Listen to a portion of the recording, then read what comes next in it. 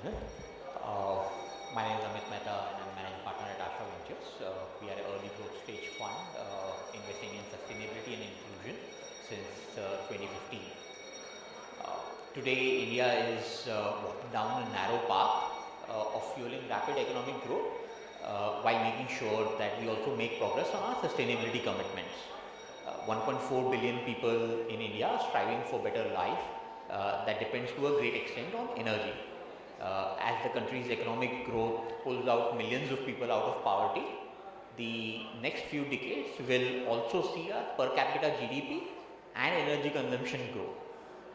Primary energy consumption already has doubled since early 2000s from 440 million ton oil equivalent to about 880 million ton oil equivalent, and this number is expected to go up to about 1900 million ton oil equivalent by 2040. The major challenge now is that based on current projection of economic growth, energy use and emission intensity, India is on the path of continuously increasing greenhouse gas emissions. As you are aware, India has announced its Panchamrit commitment in COP26, which among other things include reaching net zero greenhouse gas emission by 2070, reducing emission intensity of GDP by about 45% by 2030, and reducing the absolute amount of CO2 that we emit by about 1 billion ton by 2030. Achieving these targets for a large developing country like India will be extremely challenging. Currently, the electricity sector accounts for the largest share of greenhouse gas emission at roughly 40%, and about 70% of this energy is coming out of coal for fossil fuel electricity. And just about 20%, little more than 20% is coming from renewables. While the large build out of renewables is crucial, it is by no means going to replace the fossil fuel generated electricity in any time soon. The shift towards renewable energy will reduce the carbon intensity of our GDP, but it is equally critical that we work towards reducing the energy intensity of our GDP. Continued reduction of energy intensity of GDP is a key driver for net zero, and that can be triggered by better end use of energy in sectors like transport, industry, cities and buildings. It is important to consider energy efficiency as a complementary strategy when put together with renewables. Energy efficiency is the immediate, fastest, easiest and most impactful way to accelerate green transition, particularly in a country like India. Energy efficiency involves lower upfront cost compared to setting up infrastructure for renewables. They can be implemented faster than developing new infrastructure which requires large scale capital and large scale infrastructure, and it can result in it can reduce the overall burden in the country's energy infrastructure, thereby improving access also. It is the single largest enabler and can contribute nearly 40% in meeting India's targeted emission levels.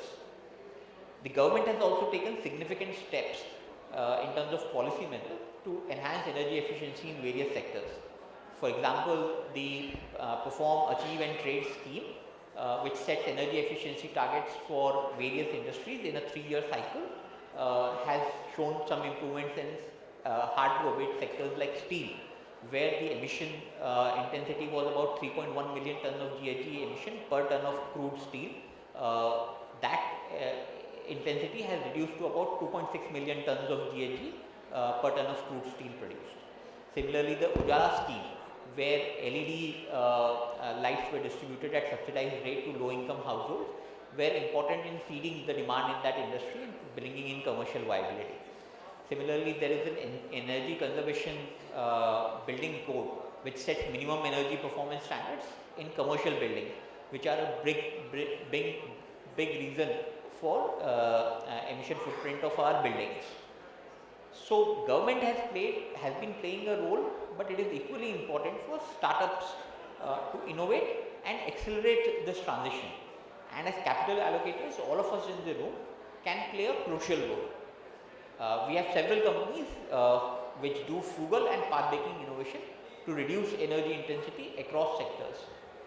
Leading the charge on frugal innovation is a portfolio company of ours called Greenway, which has improved efficiency of biomass stove generally used in rural India to cook food.